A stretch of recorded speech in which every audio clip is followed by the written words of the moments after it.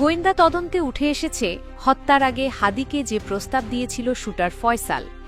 হাদি হত্যা শুটার ফয়সাল ও স্ত্রীর ব্যাংক হিসাব ঘিরে চাঞ্চল্যকর তথ্য বেরিয়ে এলো।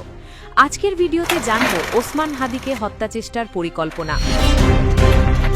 ওসমান হাদিকে হত্যার ৩ মাস আগে শুটার ফয়সাল ও তার স্ত্রী দুটি ব্যাংক হিসাবে জমা দেয় ১,৭৫,০০,০০০ টাকা, আর হত্যার ১ মাস আগে একইভাবে জমা হয় আরও ৬৫,০০,০০০ টাকা।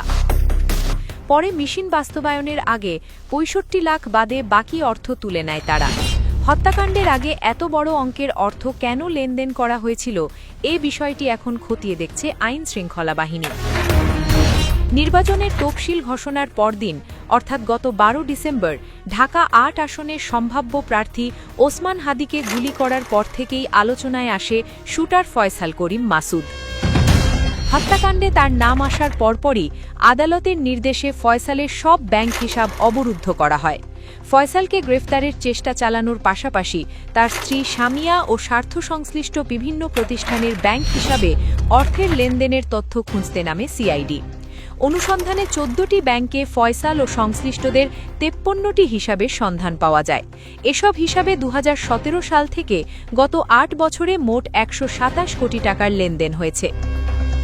তবে ৮ বছরে ১২৭ কোটি টাকার লেনদেনের পাশাপাশি ওসমান হাদিকে হত্যার ঠিক আগের সময়ের লেনদেন ঘিরেই বাড়ছে প্রশ্ন।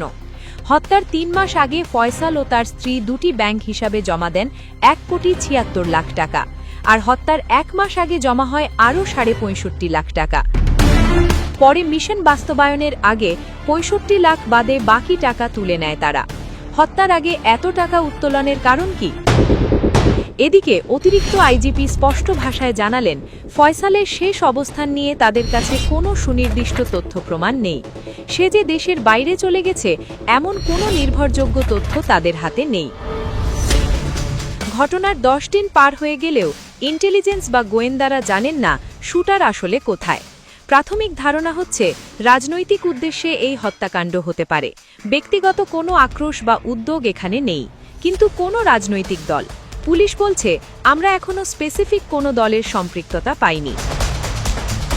এদিকে আরও গোয়েন্দা তদন্তে উঠে এসেছে শরীফ ওসমান হাদি হত্যাকাণ্ড ছিল একটি সুপরিকল্পিত মিশনের ফল।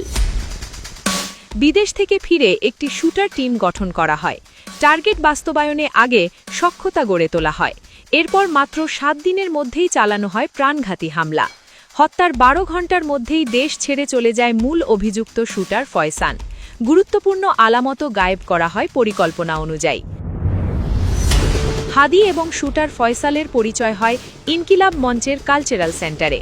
শতাধিক সিসিটিভি ফুটেজ বিশ্লেষণ ও গোয়েন্দা তথ্যে উঠে এসেছে হত্যার আগে শুটাররা কিভাবে হাদিকে অনুসরণ করে ও ধাপে ধাপে পরিকল্পনা বাস্তবায়ন করে।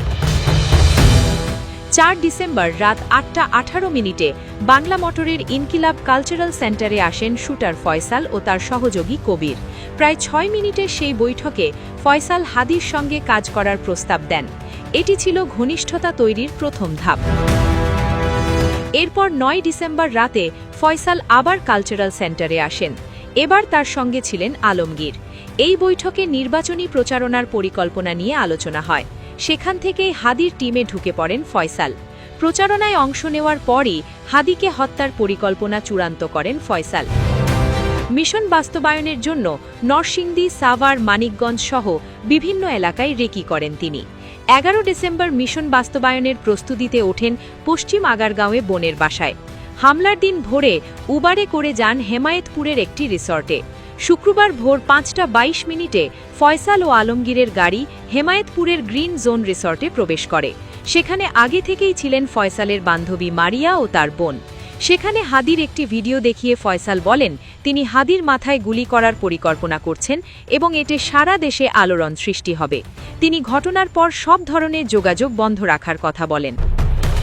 এখন জনমনে একটাই প্রশ্ন, উদ্ধার হওয়া বিপুল অর্থ কি শুধু হাদিকে হত্যার জন্য, নাকি ছিল আরও কিলিং মিশনের পরিকল্পনা? নুসরাত জাহান, নিউজ 365, ঢাকা।